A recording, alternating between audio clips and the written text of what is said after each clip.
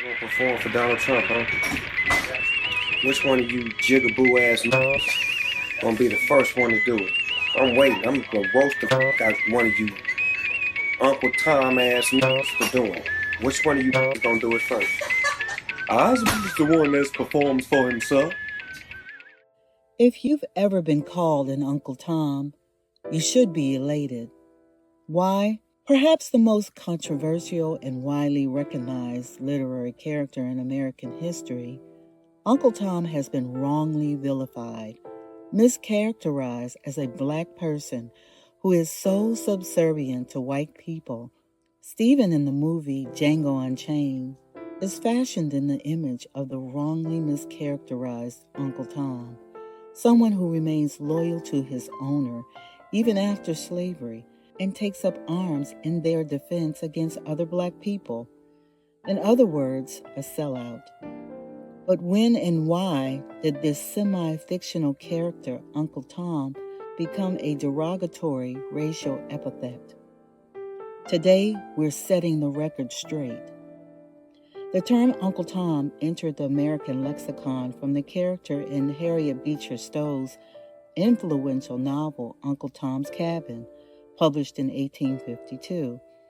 Uncle Tom is depicted as a dignified, loyal, self-sacrificing enslaved family man who ultimately endures brutal treatment rather than portray his fellow enslaved people. His noble qualities were meant to highlight a positive representation of black humanity, and many in the North embraced this image. However, Southern critics of the novel saw it as a threat, arguing that it presented black characters in a positive light, which they found unacceptable. This backlash only fueled the book's popularity in the North and bolstered anti-slavery sentiments and fueled anti-slavery movements. In the early 20th century, the perception of Uncle Tom shifted dramatically. Figures like Marcus Garvey began using Uncle Tom as a derogatory term for black individuals perceived as betraying their race or supporting oppressive systems in public speeches and in Universal Negro Improvement Association publications. This new usage was emphasized during events like the Universal Negro Improvement Association's first convention in 1920, where protest signs proclaimed, quote, "The time for cowardice is past. The old-time Negro has gone. Uncle Tom's dead and buried," end quote. By the 1930s and 40s, writers like Richard Wright and James Baldwin repackaged Uncle Tom into a stereotype of black masculinity, characterized by docility, castrated sexuality, with a happy-to-please-whites attitude, and a safe, childlike essence.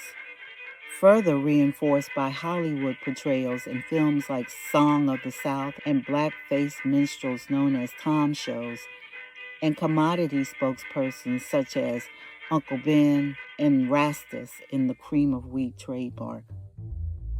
Throughout the civil rights movement of the 1960s, Uncle Tom emerged as a common insult aimed at black Americans who were perceived as not supporting the fight for equality. Today, the term still carries the weight of its complex history. Stowe's original intention was to create a role model, but over time, Uncle Tom's image morphed into a negative epithet representing betrayal.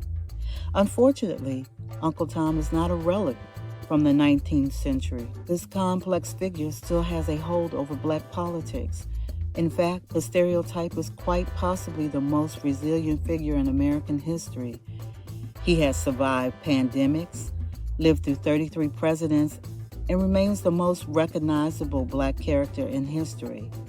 We do not necessarily think of novels as shaping national identity. However, in 19th century America, Stowe's vision of Uncle Tom constructed a form of black manhood that deeply impacted the nation. Despite being ripped from his wife and children, chained and sent off in a coffle with other enslaved men and women, and beaten to death, Uncle Tom does not ever speak ill of anyone. He is loyal, passive in the midst of white violence, and dies as a martyr. Although the characters reflect the racial attitudes of Stowe's time, unfortunately, black Americans have yet to recognize that Stowe's character Sambo is the treacherous villain that Uncle Tom's name connotes today. Sambo is the self-hating black man. Sambo is the offensive, subservient caricature. Sambo is the sellout, untrustworthy character. Let's re-image Uncle Tom, placing him back in his character of strength, resilience, and moral fortitude. Let's correct the misconceptions and stereotypes.